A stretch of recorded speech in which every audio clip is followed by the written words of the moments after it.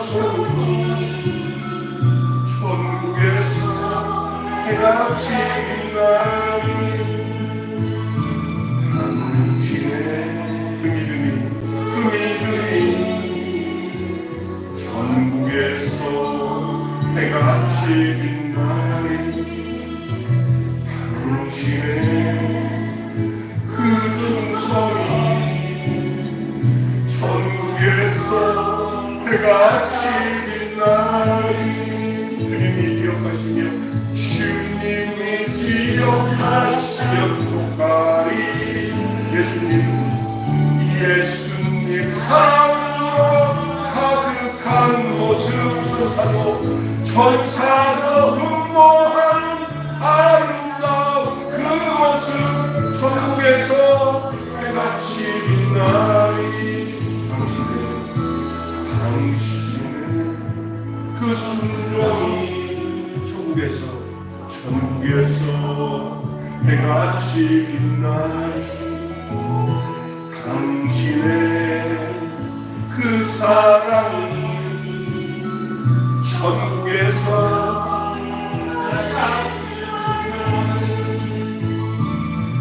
당신의 그 찬송이 천국에서 해가 지는 날이 당신의 그 언신이 천국에서 해가 지는 날이 주님이 기억하시면 좋가리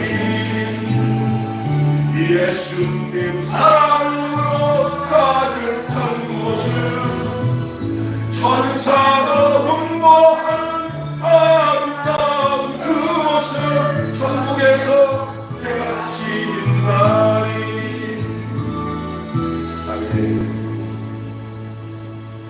이렇게 섬기렵니다. 한번 따라서 합시다. 이렇게 섬기렵니다. 데살로니가전서 5장 14절 15절 여러분이 데살로니가전서 14장 15절 이후의 말씀을 한번 보실까요? 이건 여러분이 너무 잘 아는 말씀이에요. 근데 데살로니가 5장 14, 15절은 별로 생각을 안 하는 경우가 많은데 그 앞에 부분이에요. 16절, 17절, 18절 여러분이 아주 잘 아는 말씀이죠. 한번 읽어볼까요? 뒷부분의 말씀도 한번 자 찾은 사람 읽어보세요. 감사하라 쉬지 말고 기도하라 범사에 감사하라 우리 그리스도 예수 안에서 너희를 향하신 하나님의 뜻이라. 아멘. 이건 잘 알죠? 그죠? 항상 기뻐하라 쉬지 말고 기도하라 범사에 감사하라. 이는 그리스도 예수 안에서 너희를 향하신 하나님의 뜻이다. 하나님의 뜻이다. 이렇게 얘기하는데 그 앞부분은 뭐냐? 그렇게 하나님 뜻대로 살아가는 그리스도인들의 삶이 요 앞부분은 이런 사람들을 잘 섬길 때 그 뒤에 있는 축복, 하나님의 뜻을 따라 사는 그 뜻을 이루는 삶을 살 수 있다는 거예요. 그래서 사실 여러분들 솔직히 말해서 살아가는데 제일 힘든 사람들이 누구냐? 힘든 게 가까이 있는 사람들의 관계예요. 그래서 여러분 이게 참 중요합니다. 학교에서 공부 잘하고 똑똑하고 잘난 것보다 더 중요한 건 뭐냐면 사람 관계의 인간성 관계가 좋은 사람이죠. 여러분에게 한번 물어보겠습니다. 여러분의 손주, 아들, 딸 얘기하면 좀 이제 뭐니까 손주들 얘기 가지겠습니다. 여러분 손주들이 학교에서 공부 잘하는데 성질이 좀 깐깐하면서 애들한테 인정을 못 받는데 공부는 잘해. 빌빌 자기 혼자만 놀아. 선생님한테 인정을 받는데 애들한테 맨날 왕따를 당하든지 아니면 또 사이가 안 좋아서 늘 학교에서도 똑똑한데 애들이 잘 못 오르요. 그게 어떨 때는 부모들은 뭐냐면 우리 애가 문제가 없는데 다른 애들 다 문제가 있어서 이렇게 못 어울린다 그렇게 생각하는데 아니요. 부모들은 다 하잖아요. 자기 자식은 문제 없다고 생각한대요. 그런데 잘 보시면 그게 뭐냐면 관계 지수가 좋아야 돼요. 그래서 앞으로는 이 사람 관계를 잘하면서 그 원만한 거 어떤 문제가 생겼는데 그 친구가 들어가서 그 문제를 잘 지혜롭게 해결해가지고 또 선생님도 그렇고 선생님 관계도 그렇고 동료 관계도 똑똑한 척하고 잘난 척하면서 티내는 티내지도 않으면서 또 그 위치에서 어떤 친구 하나가 좀 약간 낙오되면은 그냥 안타깝게 그런 애들 이렇게 감싸주고 그래갖고 그런 애들을 이렇게 해결해주고 제가 제 자식이라 자랑하는 건 아닌데 제가 이렇게 쭉 보면서 자녀들 여럿이잖아요. 그죠? 우리 자녀 중에 하나가 보니까 학교 다닐 때 보면은 이렇게 아빠 너 왜 그러냐 그랬더니 어떤 애가 그냥 학교에서 참 이렇게 어떤 마음이 드냐 그랬더니 다른 애들 좀 괜찮은데 걔가 그러니까 내가 걔를 좀 이렇게 잘 섬겨줘야겠다 그런 얘기를 해. 그래서 너 그런 마음을 어떻게 갖다니까 그게 이상한 그런 마음을 갖는 거야. 그래서 야 너 그런 마음을 가져서 너가 학생회장이 되거나 이러면 선생님도 반에서도 어렵지 않고 좋겠다. 그런 기회가 되면 그런 거 하고 싶대. 그러더니 그럼 아빠가 기도할게. 그런데 정규 회장이 됐어. 그리고 또 뭐냐면은 좋은 학교를 못 가니까 대신 좋은 학교 못 간 대신에 거기서 학생이 회장도 되고 전교 1등도 해보겠대. 그래 아빠랑 기도해보자. 전교 1등도 됐어. 그런데 내가 보니까 얘가 특별하게 인간관계 지수가 좋구나. 부족한 애들을 자기가 챙기고 또 선생님 학교에 내가 가서 우리 여기 방화동에 있는 김동훈 장로님이 저한테 돈 한 1,000만 원 이상을 줬어. 그래서 내가 하곡중학교, 하곡고등학교, 정보고등학교 이렇게 몇 군데 200만 원씩 장학금을 전달하는데 우리 장학회에서 전달하지만 목사님이 전달하세요. 제가 가요. 내 돈은 아닌 거 가지고 내가 생생 내로 그게 학교에 갔는데 그 학교에 우리 딸이 있는 거야. 그랬더니 안녕하세요. 그랬더니 사실은 우리 딸이 여기에 학생인데 누구죠? 누구라고 아니 학생회장이에요. 그러더라고. 어휴 그래요? 나는 모른 척했지 알면서 그러고 나는데 장학금 200만 원을 교장 선생님 주니까 교장 선생님 좋아서 어쩔 줄 몰라. 그러면서 거기 있는 선생님이 잠깐 앉으라고 차를 마시는데 세상에서 가장 행복한 게 뭐냐면 공부 잘하는 것도 중요하지만 인성이 이렇게 좋은 애 처음 봤다고. 인성이 이렇게 좋은 애 처음 봤다고. 어떤 게 좋냐면 자기 중심적으로 안 살고 다른 애들, 동료 애들을 챙긴다는 거야. 난 이 얘기 듣고 집에 와갖고 교회 와서 개척교회지만 교회 와서 하나님 난 이거 하나 성공했어요. 감사해요. 그랬어.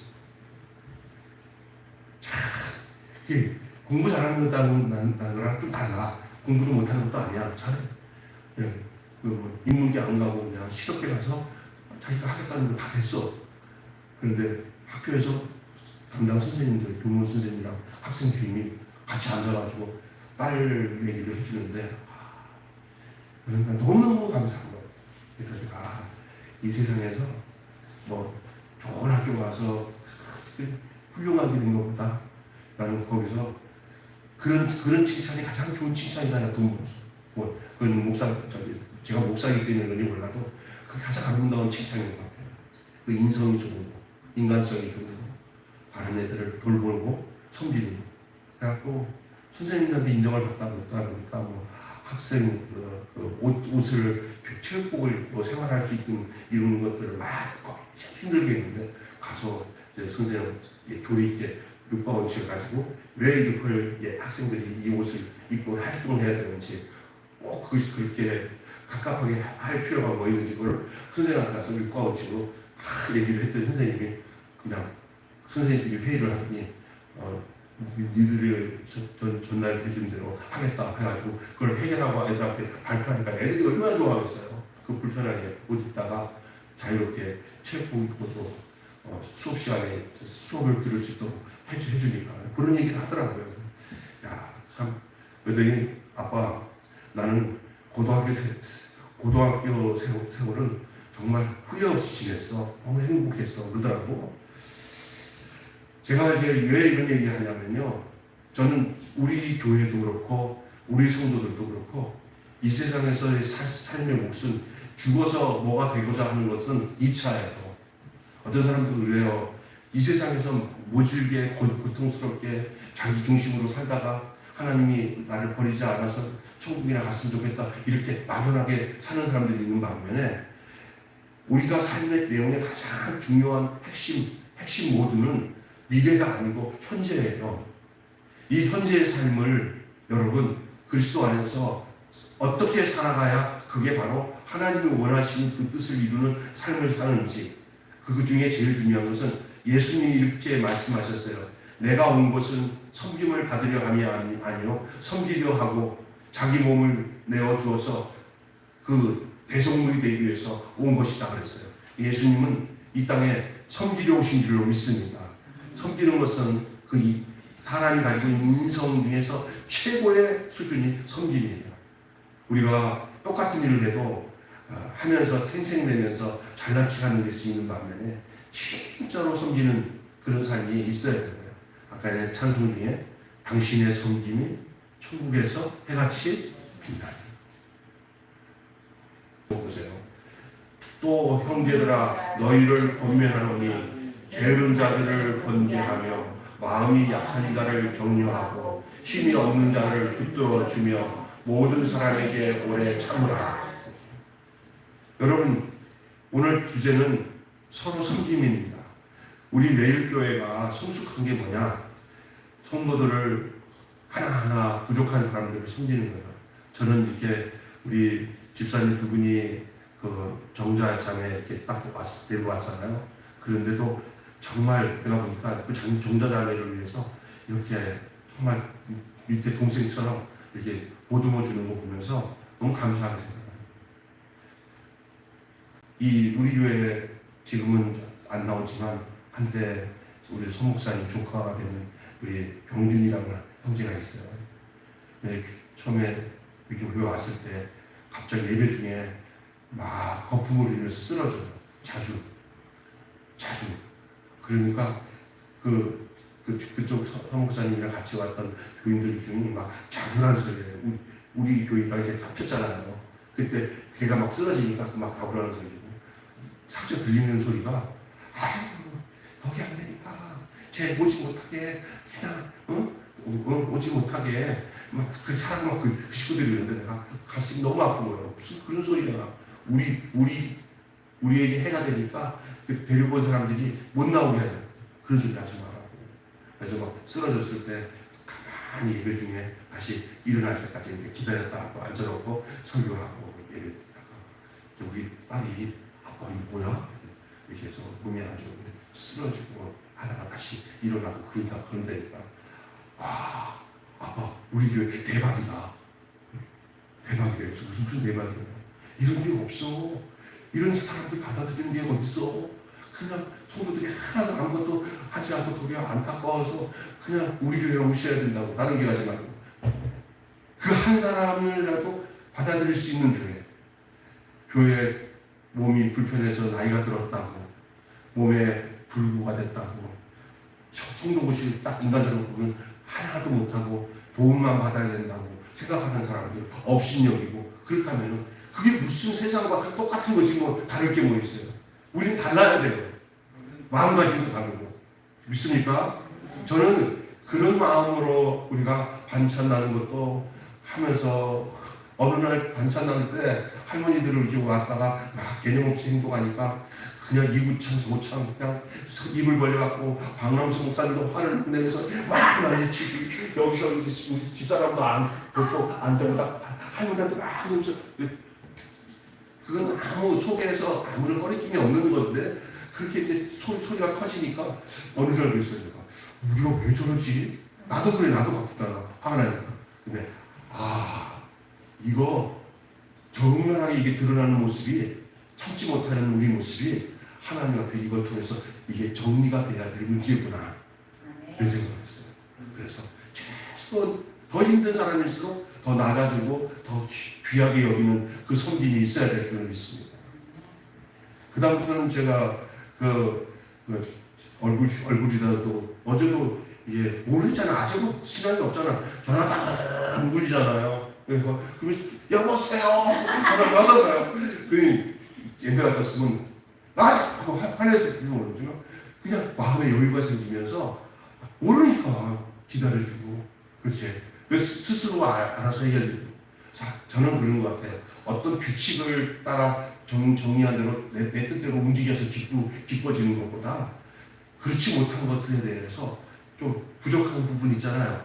말 나올 부분들 있잖아요. 그런 것에 대해서 마음이 넉넉하게 관용하는 마음으로 이것을 품을 수 있는 것이 그게 성숙한 것인 줄 믿습니다.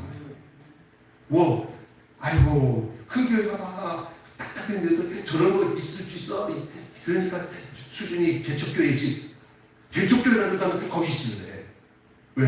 하나님은 그렇게 딱딱하고 원칙대로 하면서 사람 구시지 못한 사람들은 자리 앉지도 못하게 하는 그런 곳이 아니야. 교회가. 믿습니까? 예수님이 어디서 태어났어요? 아니야. 왕국에서 좋은 이불에서 태어났어. 예수님. 그죠? 마국간에서 태어났어요. 원래 기독교는 냄새 풀풀 나고 있을만한 장소가 아닌 곳 같은 데서 거기서 진짜 진리를 발견하는 거예요. 우리 따님이잖아. 아빠 대박이다. 우리 교회가 진짜 교회야. 어디서 그것이 그런 말이 나와요. 할렐루야. 섬기는 것은 진짜 어떤 면에서 볼 때는요, 인간 생각 벗어나는 거예요. 오늘 진짜 중요한 내용할 거예요. 본문으로 들어갈 겁니다.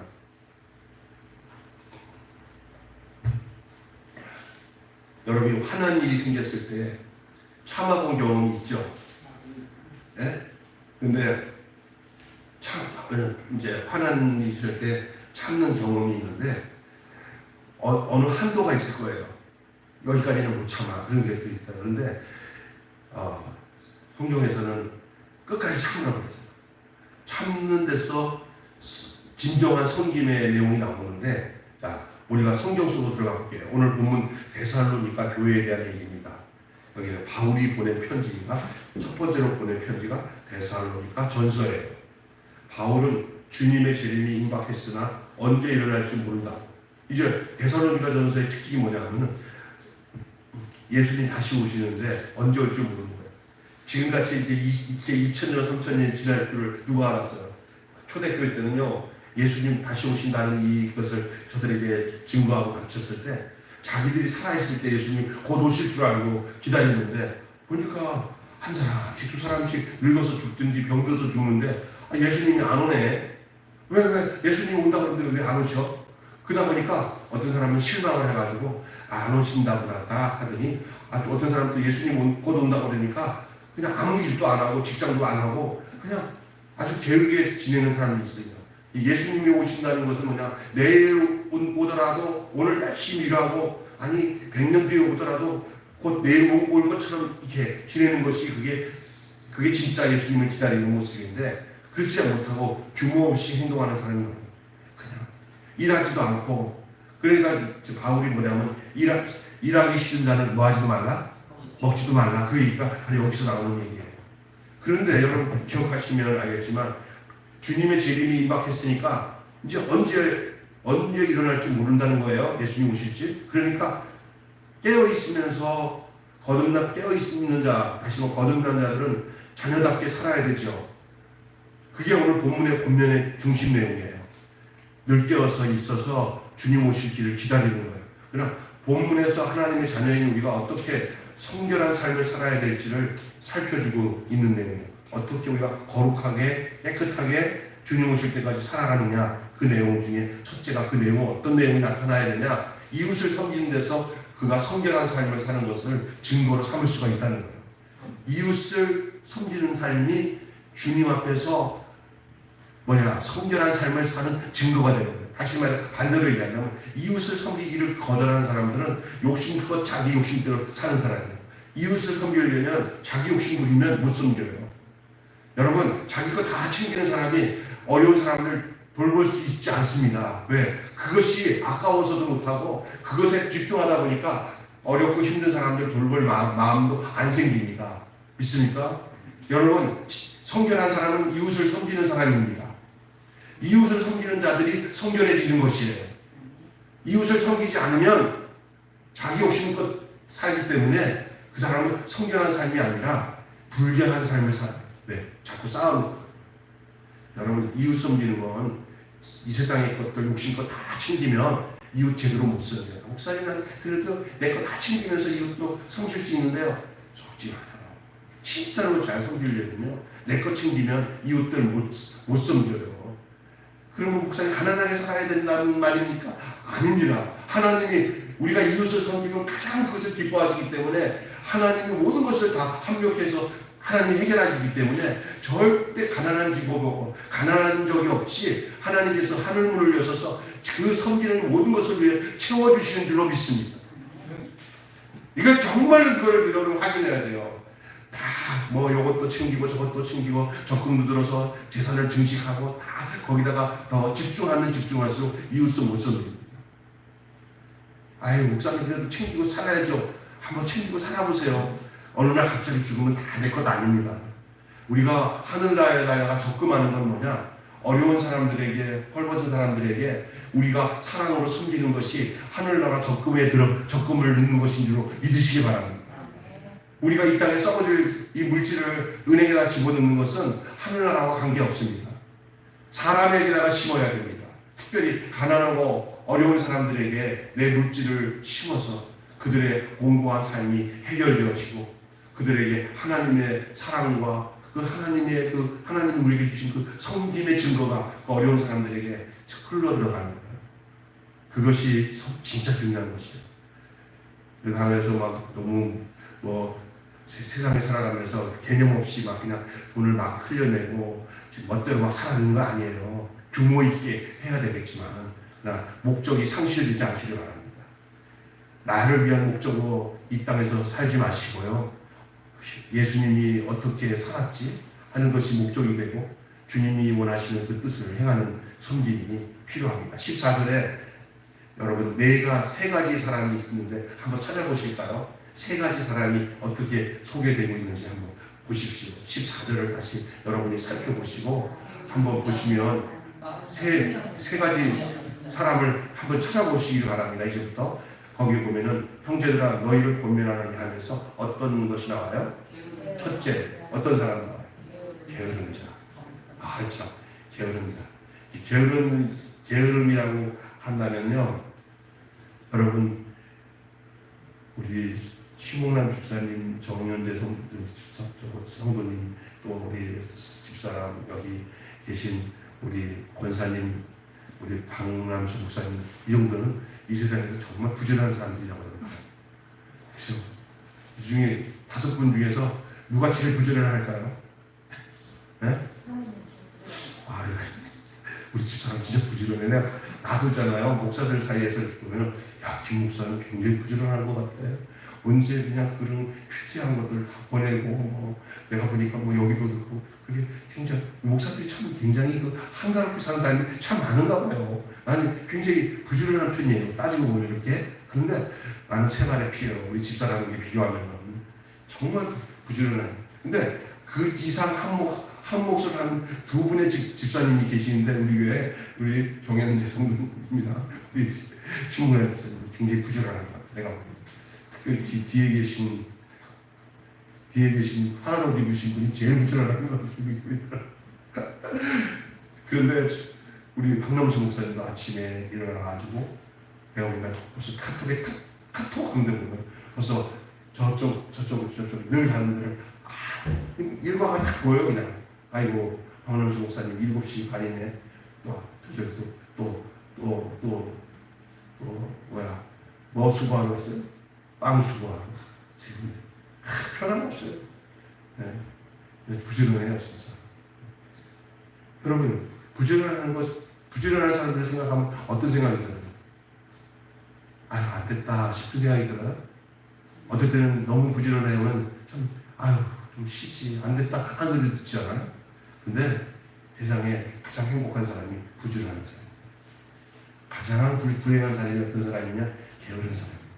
게으른 사람은 자기 앞가림을 못하고 부지런하고 열심히 이렇게 돌보는 사람이 돌봄을 받아야 돼요. 대부분 게으른 사람들이 그렇게 누가 돌보지 않으면 되질 않아요. 여기에 첫째 게으른 사람인데 이 게으름에 대해서 좀 얘기를 할까요? 먼저 게으름에 대해서. 첫째가 게으른 자인데 게으름이라는 것은 헬라 말로는 아타톡스라는 뜻 말인데 군사용어예요. 군사용어. 이게 뭐냐? 따라서 합시다. 낙오된 병사. 게으른 자가 무슨 병사라고요? 군대 가보시죠?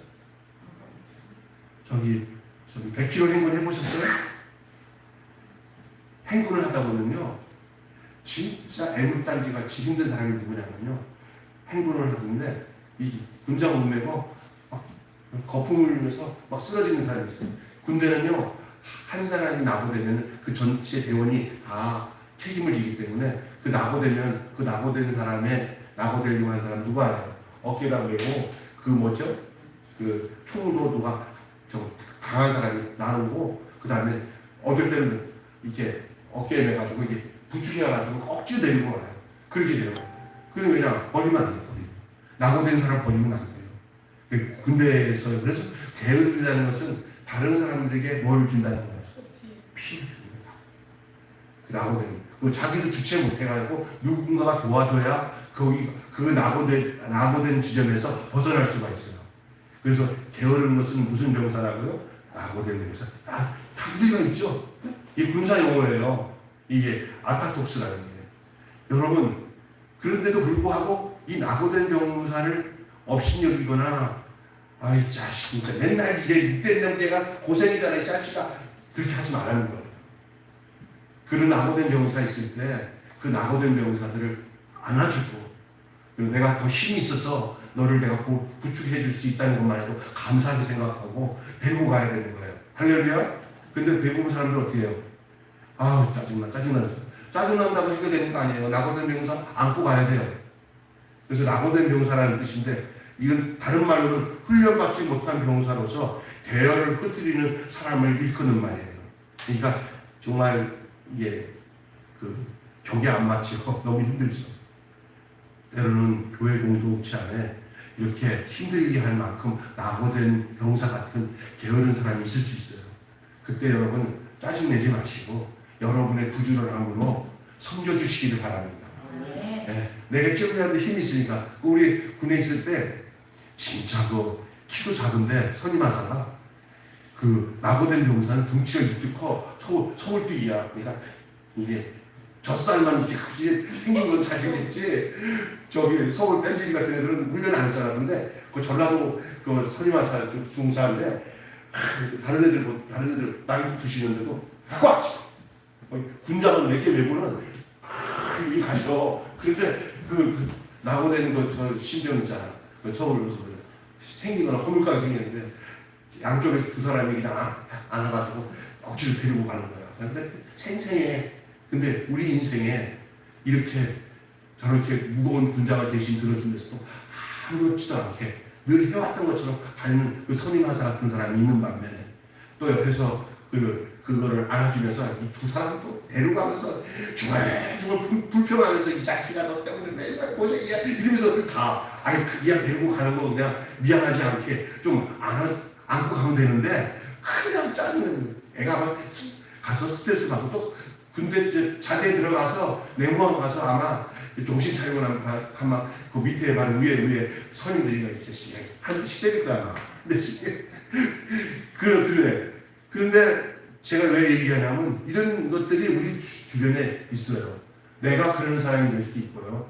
내가 아니면 반대로 그런 사람을 이렇게 케어하며 섬겨줄 수 있는 사람이 될 수도 있어요. 교회 공동체 안에도 그래요. 불행하고 힘들고 일어나지 못하고 생각만 해도 가슴이 아프고 그런 사람이 있어요. 우리 집사람이 가지고 그 사람이 어떻게 됐어? 그게 다 낙오된 사람들이거든요. 우리가 조금이라도 힘이 있으면 손을 얹어서 끄집어서 내고 보듬어 줘야 되는 그런 사람이에요. 이게 여기 표현으로는 게으름이라는 표현에 낙오된 병사라는 표현으로 얘기하고 있는 것입니다. 바울은 자기에게 주어진 일을 하지 않고 남의 시대를 지면서 사는 이 게으른 자들을 어떻게 하라고 했어요? 그래서 게으른 자를 어떻게 하라고 했어요? 권계하라고 했어요. 이 권계는 다른 말로 선한 충고예요. 선한 충고. 무슨 얘기 아니죠? 예, 부드럽게 타이를 대 그 잘못한 부분들을 깨우치도록 그렇게 도와주는 거예요. 믿습니까? 어디서부터 잘못됐는지를 알려주시는 거 아니죠. 기본기 훈련이 안 돼서 그렇다. 밥을 제대로 먹지 않아서 그 에너지가 보충이 안 돼서 그렇다. 그럼 이거를 해결하기 위해서는 아침마다 구보를 몇 번 해서 몸의 기능을 더 이렇게 보충해야 되고, 보니까 아침에 밥 편식하는데 이거 먹어서 힘을 길러야 된다. 뭐 이런 것까지 다 알려주는 게 충고예요. 믿습니까? 그것은 그 사람을 섬기는 거예요. 그 사람이 다시 게으르지 상태에서 벗어나서 이제 힘 있는 사람으로 살아갈 수 있도록 섬겨주는 거예요. 두 번째는 어떤 사람이 나오죠? 네.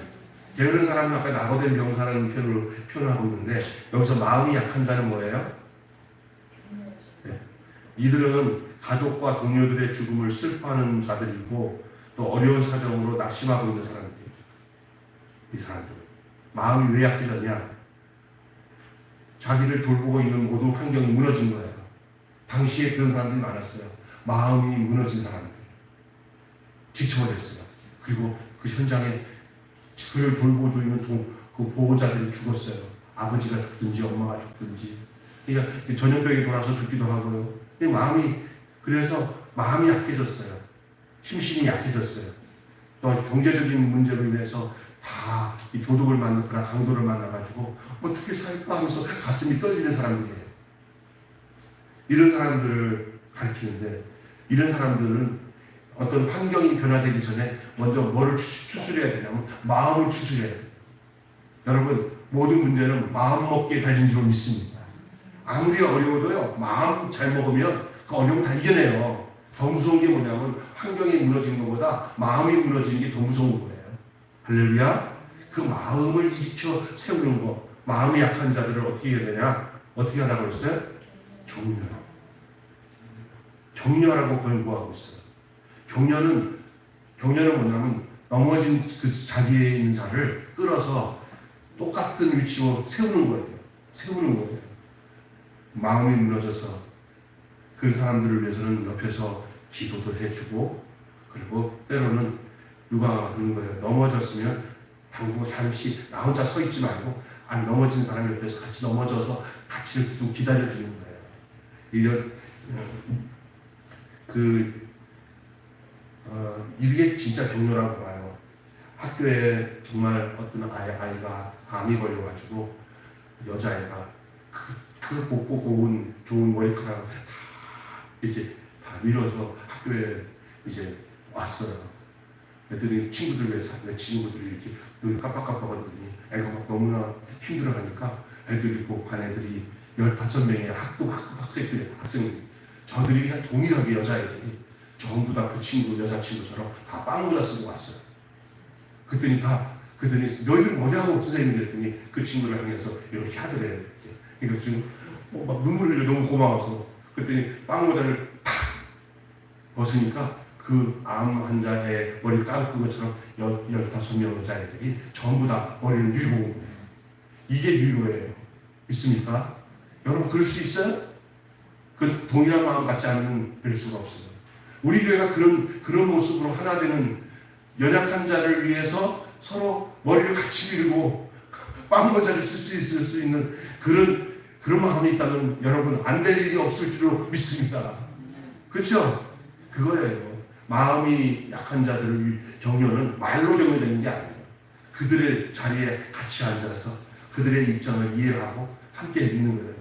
얘네들이 지금 머리 깎았다고 해서 암 걸린 거 아니에요. 그냥 암 걸려서 머리 깎이니 애가 얼마나 슬퍼서 힘들어하는 그 모습에 그냥 같이 머리를 밀고 우리 너 나을 때까지 같이 머리 잘하자. 할렐루야. 아마 이런 얘기는 이 두고두고 이거는 진짜 정말 어찌 그럴 수 있냐 그런 얘기일 수도 있어요. 그러나 그런 얘기는 모든 사람들에게 감동을 주는 얘기예요. 마음이 약한 자를 뭐 해주고 격려해 주는 거예요. 마지막으로는요, 뭐 하나 봐요? 예, 오늘 게으른 자, 마음이 약한 자, 그 다음에 힘이 없는 자. 마음이 약한 자는 또 어떻게 한다고 그랬어요? 이들은 마음이 약한다는 표현을 하지만은 힘이 없는 자, 마음이 약한 자는 아까 했고요. 힘이 없는 자는 뭐냐? 믿음이 약한 자가 힘이 없는 거예요. 믿음이 약한 자. 그를 말해요. 바울은 이들을 어떻게 하라고 했어요? 이들을 어떻게 한다고 했어요? 붙들어 준다고 했어요. 붙들어 주라고. 여기 붙들어 준다는 것은 뭐냐? 아까 전에 나온 마음이 약한 자들에게 행하는 격려와 더불어 격려뿐만 아니라 지지해 주는 거예요. 지지한다는 건 뭐냐면 이게 넘어지지 않도록 뒤에다가 받침대를 두고 거기다가 밀어주는 거예요. 그래서 그 사람이 늘 낙심하지 않도록 지지해 주는 거예요. 붙들어 준다는 거예요. 이 세 종류가 다 오늘 본문에 보니까 모든 뭐라고 했어요? 이 세 종류의 사람들을 다 합쳐서 모든 뭐라고 했어요? 이웃이다. 주님께서 이런 말씀하셨어요. 내 이웃을 내 몸처럼 사랑하라. 그 대상자들이에요. 이 세 종류는 요 두 종류만 빼고 한 종류만이 아니야. 이 세 종류의 사람들이 전부 다 그 이웃에 해당되는 사람들이에요. 이들을 어떻게 하라고 했어요? 이들에 대해서 어떻게 하라고 했어요? 자, 두 번째로 따라서 합시다. 오래 참는다. 이 세 종류의 사람들은 오래 참는 방법이 첫째 해결 방법이에요. 무슨 얘기인지 아시겠어요? 아까 전에 게으른 사람, 또 어떤 사람? 마음이 약한 사람, 또 어떤 사람? 힘이 없는 사람. 이 세 종류는 모든 이웃을 말하는 거예요. 여기 다 해당돼요. 그런데 이들은 전부 첫째가 뭐야? 이들에 대해서는 뭐 해줘야 된다고요? 예? 오래 참아줘야 될 사람들이에요. 뭐가 빨리 해결될 거라고 생각하지 마세요. 참, 우리가 오래 참는다는 것은 기다려줘야 된다는 얘기도 들어가는 거거든요. 기다려줘야 돼요. 안 기다려주면 이 사람들은 해결 안 돼요. 그냥 무조건 기다리는 건 아니에요. 기다리는 과정 속에서 아까 전에 그 방법을 사용해야 된다는 거예요. 그 방법. 아까 전에. 그래서 바울은 모든 사람에게 오래 참으라고 권면하는데, 오래 참음은 하나님의 소품 가운데 하나예요. 이 오래 참음, 인내하는 거예요. 인내. 기다림, 인내. 하나님의 오래 참음이 없었다면 인간은 아무도 구원받지 못했을 거예요. 이거는 여기서의 오래 참음은 어디서 나오는 오래 참음이에요? 사람에게서 나오는 오래 참음이요. 하나님이 우리에게 행하셨던 오래 참음이에요. 하나님. 여러분, 우리가 여기까지 와서 예수 믿고 이렇게 거듭나서 하나님의 백성이 된 건 하나님이 참아주신 거예요. 하나님이 참아주셔서 우리 기다리는 거죠. 우리를 그냥 우리 하나님의 원칙대로 그냥 하나님의 공의대로 우리를 심판했으면 우리는 벌써 심판당해서 죽었어요. 끝났어요. 하나님이 길이 참고 인내하심으로 우리를 용납하여 주신 줄로 믿습니다. 그런 근거로 우리도 오래 참아야 돼요. 하나님이 우리를 용서해 주시고 오래 참은 것처럼 우리도 그렇게 참아야 돼요. 오래 참은 먼저 나를 구원하시기 위해서 나에 대해서 견뎌주신 하나님을 생각하는 것이 오래 참음의 시작이에요. 그냥 내가 오래 참아주는 것은 오래 못 가요. 어떻게 하냐면 내가 오래 참는 건 뭐냐? 한 번 참았다, 두 번 참았다, 한 번 더 참으면 못 참는다 하면서 단서를 주고 참는 것은 참는 게 아니에요. 하나님은 그렇게 하나 둘 셋 하지 않아요. 그래서 참아주는 것과 참아지는 게 달라요. 참아주는 것은 용수철처럼 튕겨나가서 더 큰 고통과 아픔으로 나타날 수가 있지만, 참아지는 것은 그냥 저절로 그 속성 자체가 참아지는 거예요. 여러분에게 하나님이 원하시는 오래 참음은 참아지는 참음이 돼야 될 줄로 믿습니다. 그래서 너 어떻게 참냐? 그러면 뭐라고 하냐면 안 참으면 어떻게 할 거야? 하나님이 나를 참아주시는데 내가 어떻게 할 거야?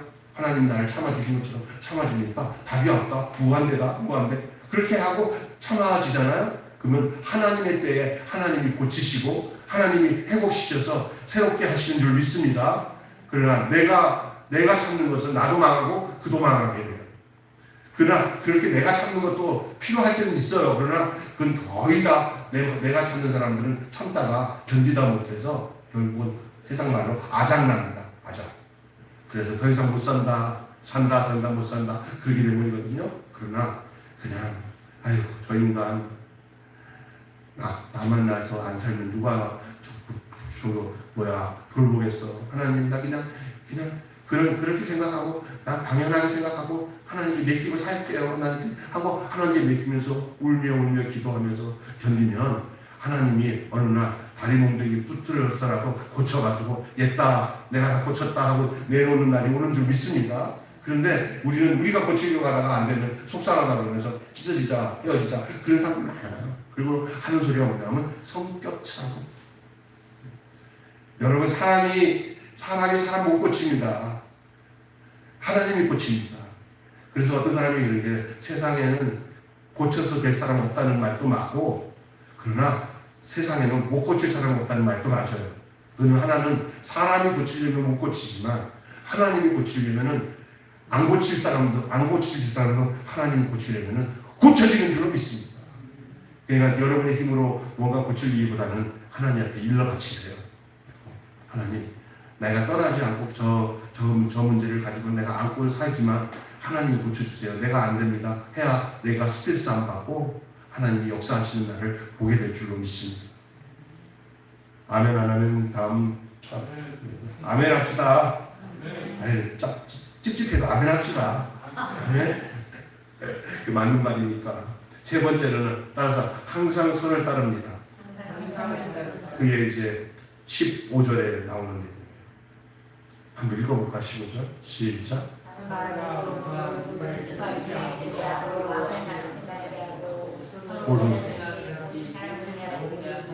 항상 선을 따릅니다. 예, 항상 선을 따릅니다. 항상 악을 따르면 안 돼요. 여기서 항상 선을 따른다는 것을 생각하기 전에 뭘 따르지 말라는 거예요.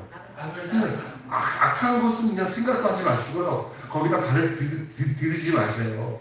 망하는 거예요. 모든 사람이 다 나에게 잘하지 않아요. 여러분 인생을 살아가면서 모든 사람이 나한테 잘할 거라고 생각하지 마십시오. 대다수가 나에게 잘하는 사람들은 소수고 나에게 잘못하는 사람들이 다수일 경우가 더 많아요. 내게 악을 행하는 사람도 참 제법 많아요. 그런데도 여러분 하나님의 은혜로 목사님 나는 나한테 악을 행하는 사람이 별로 없어요. 다 선한 사람들밖에 없어요. 복인 줄로 믿습니다. 이건 특별한 복이에요.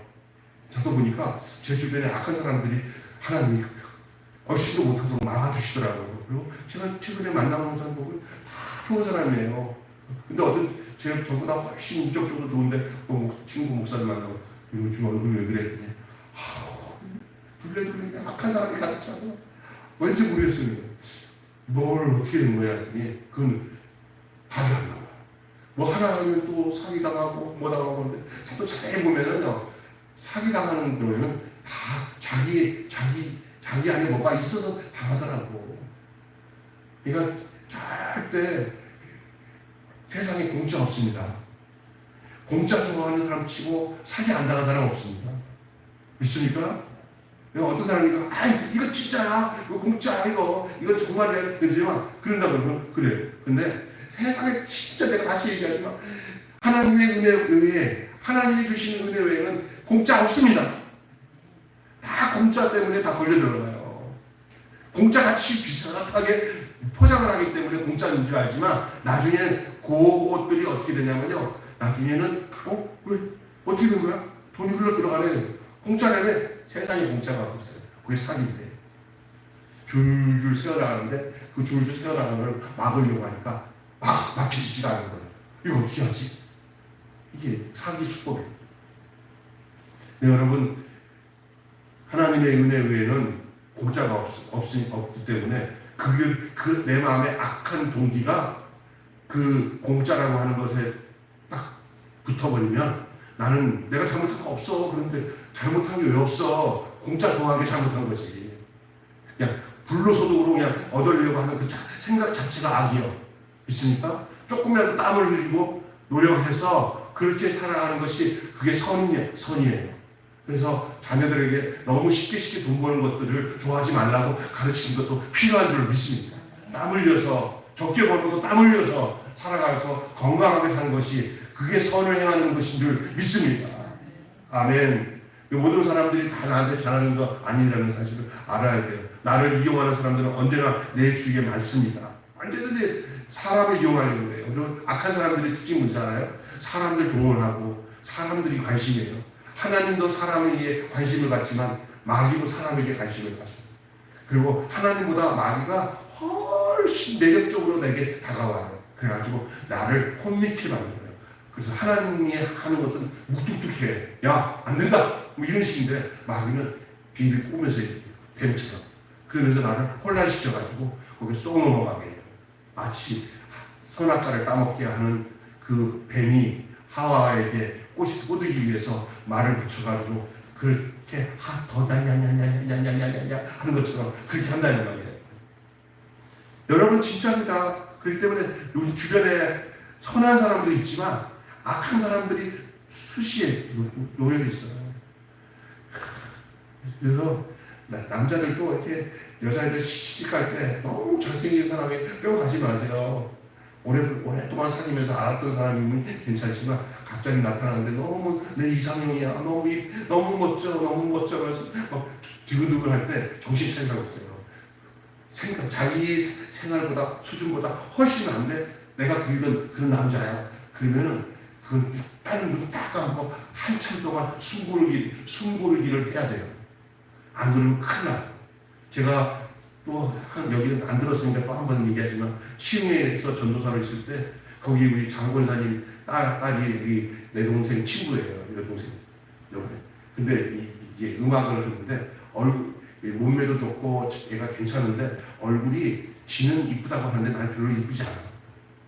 근데 지는 이쁘게 생각하고 장권사도 우리 딸이 멋졌어. 그러면서 두 부녀가 그 자기 딸도 이쁘고 자기도 잘생겼다고 이쁘다고 생각하는데 보편적으로 좀 전도사님들한테 물어보면서 저기 장권사님이랑 딸 어떠냐 이렇게 그래 얼굴이 그냥 붙어있는 거지 뭐 이러는데 자기들은 억수로 큰 사람 있잖아요. 그런데 어느 날 제가 또 교부 전도사니까 아주 진짜 장동건 뺨칠 정도로 잘생긴 남자애가 딱 보면서 이 결혼 대상자인데 저기 미국 교포래요.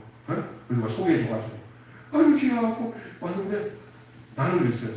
뭐 학벌이나 너는 남자 중에 훨씬 좋은 것 같기도 하고 그리고 생김새도 저 남자가 왜 그 식구들이랑 그냥 이 하늘에 걸려서 우리 딸이 정말 제대로 된 얼굴을 만났다고 생각하는 거예요. 나는 아닌데. 그래서 권사님 저 친구 너무 잘생긴 게 저기 어떻게 쟤랑 어떻게 만나는 거야? 우리 딸이 없었어. 우리 딸이 어땠어? 뭐 이러더라고요. 아니 괜찮다는 건데 뭐 그러더라고요. 그래서 내가 이상하다. 뒷조사를 알게 모르게 한번 알아봤어요. 근데 약간 이상한 게 있어서 그러면 남의 결혼 망칠 일 있나 그냥 그래서 끊어봤어요. 미국 갔어요. 미국 가서 한 달 있다가 권사님 얼굴이 막 파죽음이 돼서 교회 왔어요. 딸이 왔대요. 나중에 알았는데 나치로 도망쳐 나왔대요. 그리고 그 남자애가 이상한 애예요. 네? 미국에 깡패 조직에 있는데 이 혁대 같은 거 갖고 이렇게 그걸 때린대 막 그냥 이렇게 그런 쾌감을 갖고 있는 애예요. 미친놈한테 걸린 거예요. 미친놈한테. 그게 있구나인데 그리고 나중에 한동안 그냥 정신적인 고통에 시달리는 거예요. 여러분, 제가 얘기한 게 뭐냐면 내게 어떤 일이 버겁게 찾아오는 것들은 조심하는 거예요. 우리가 어때서 나는 이런 행운을 거둘 수 있는 사람이 아니란 말이야? 그러지 말고 하나님으로부터 온 것 외에는 세상적으로 와서 흥분되고 기뻐하는 조금 기다렸다가 한번 점검해보라는 거예요. 세상이 만만치 않고 웃기는 게 세상이에요. 조금이라도 조금 이게 세상이 주는 돈, 향락, 외모 이런 것들을 찾아볼 때 조금 아니다 싶은 마음을 갖는 것도 죄가 아니에요. 그건 나를 보호할 수 있어요. 하나님께서 주시는 은혜는 즉각 받는 게 좋아요. 믿습니까? 그러나 세상으로 오는 축복은 좀 점검하시기를 주님의 이름으로 축원합니다. 그럼 여러분 이 땅에 살아가는 동안에 큰일 안 당해요. 대부분 큰일 당하는 거는 욕심 부려서 당해요. 욕심 부려서 좀 남을 나보다 더 높게 여기고 나를 낮추는 게 살 길인 줄로 믿습니다. 자기 잘난 맛에 나눠진다고요. 남들 내가 참 잘생겼지만 잘생겼다고 생각 안 하는 사는 사람이에요. 나는 못생겼다고 생각해요. 어느 날 내가 잘생겼다 싶을 때는 내가 말하는구나. 나는 못생겼어. 일부러라도 그렇게 해야 돼요. 안 그러면 자기 착각에 자기 넘어져요. 믿습니까? 우리 박남정 목사님 잘생겼지만 잘생겼다 생각하지 마시고 늘 못생겼다고 생각하고 사셔야 우리가 이 땅에서 잘 살 수 있어요. 할렐루야. 왜냐 공주과가 왕작가가 뭔지 아세요? 나 잘생겼다, 나 이쁘다 하에 도취된 사람들이 공주가 되고 왕자가 되는 겁니다. 여러분 악을 행하는 사람들에게 자극을 받아 하나님의 자녀라는 그 정체성을 잃지 말라는 거예요. 악을 행하는 자들에게 자극을 받아서 하나님 자녀라는 그 자신의 그 정체성을 잃어버리지 말라는 말입니다. 하나님의 자녀라는 나의 정체성을 잃어버리면 가장 큰 것을 잃게 되는 줄로 믿습니다. 하나님의 자녀라는 내 정체성을 잃으면 감정적으로 행동하게 됩니다. 누가 내게 악을 행하면 당장 보복하려는 마음이 일어나게 되는 이유가 거기에 있습니다. 그때 일단 멈추고 하나님의 자녀라는 내 정체성을 기억하시길 바랍니다. 그러면 어떤 일이 생기냐? 악을 행하는 사람들 가운데서 하나님께서 우리를 지혜롭게 사랑하며 살고 섬기도록 할 수 있는 사람으로 만들어 주실 것이라는 사실입니다. 이것이 오늘 우리에게 주는 중요한 메시지예요. 몇 가지 중요한 것들을 점검하면서 말씀을 맞추려고 하는데 가다 보면 시간이 많이 가니까 여기서 자르고 결론적으로 한마디만 하고 마치겠습니다. 여러분의 삶이 죽어서 천국 가는 것도 목적이지만 천국에 이르기 전까지 내가 사는 내 삶의 내용은 섬기면서 사는 것이 당연하다는 사실을 알고 섬김을 받으려고 하는 것보다 남을 섬기는 것이 우리에게 주신 가장 큰 행복이고 축복인 것을 믿으시기를 바랍니다. 행복이라는 노래가 있잖아요. 행복이라는 노래 아시죠? 네? 화려하지 않아도 정결하게 사는 것, 가진 것이 없어도 나눠주며 사는 삶, 이런 행복의 삶이 여러분 속에 계속 진행되다가 어느 순간에 주님이 오라 하실 때 아무런 미련 없이 주님 앞에 들려서 주님 여한이 없이 살았습니다. 반찬 잘 나눴어요. 여한 없이 살았습니다. 빵도 잘 포장해서 나눴습니다. 저는 먹은 거 별로 없어요. 나눠줬어요.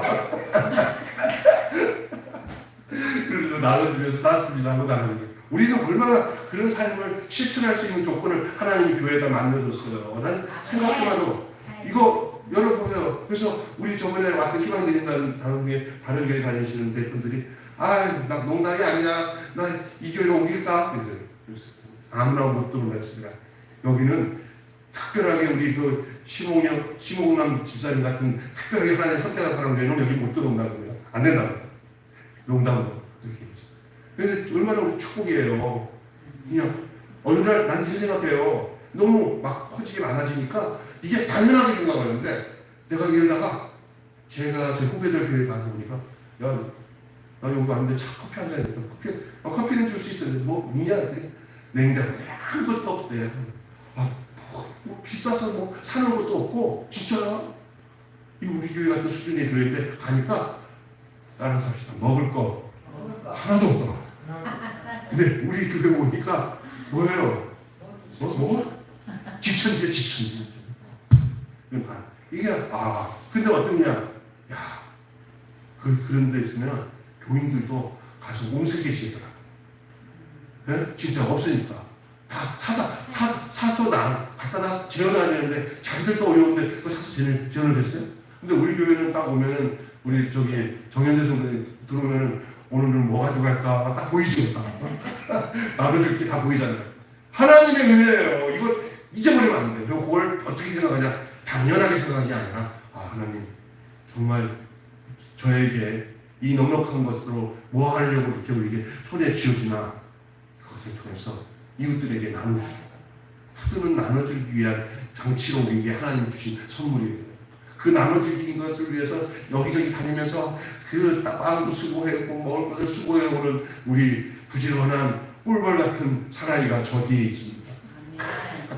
우리는 또 꿀을 나누는 거예요. 꿀.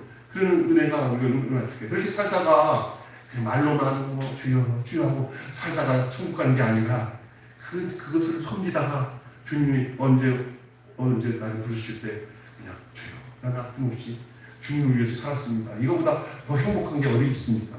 이런 은혜가 여러분 속에 전혀 잊혀지지 않고 늘 마음속에 충만하시기를 주님의 이름으로 축원합니다. 기도하겠습니다. 하나님 감사합니다. 오늘 귀한 말씀으로 이렇게 섬기렵니다. 그렇습니다. 여기 보면은 게으른 자, 마음이 약한 자, 힘이 없는 자 그들을 권계하고 격려해주고 또한 붙들어주며 그 모든 이 사람들을 대하여서 오래 참음으로 이들을 통하여서 정말 이제는 선을 행하며 선을 따라 살아가는 그런 삶을 살아갈 때 항상 기뻐하고 쉬지 말고 기도하고 범사에 감사하며 그리스도 예수 안에서 하나님의 뜻대로 살아가는 저희들 되게 하여 주시옵소서. 악은 모양이라도 버리게 하여 주시고 항상 선을 따라 살아가는 저희들 되게 하시며 섬김이 우리의 삶에 그냥 할 수 없이 하는 일이 되지 않고 이것을 능력으로 행하며 살아가는 저희들 되게 하여 주시옵소서. 우리가 언젠가 우리의 목숨이 끊어질 때 우리 주님은 우리의 모든 행한 바 우리가 믿음으로 살았던 내용들을 가지고 우리에게 평가하실 때 우리는 꺼리낌 없이 주님 앞에 쓸 수 있는 은혜의 삶이 우리에게 있게 하여 주시옵소서. 우리 주 예수님의 이름으로 기도하옵나이다. 아멘. 주님과 주신으로 마치겠습니다. 하늘에 계신 우리 아버지의 이름을 거룩하게 하시며 아버지의 나라가 오게 하시며 아버지의 뜻이 하늘에서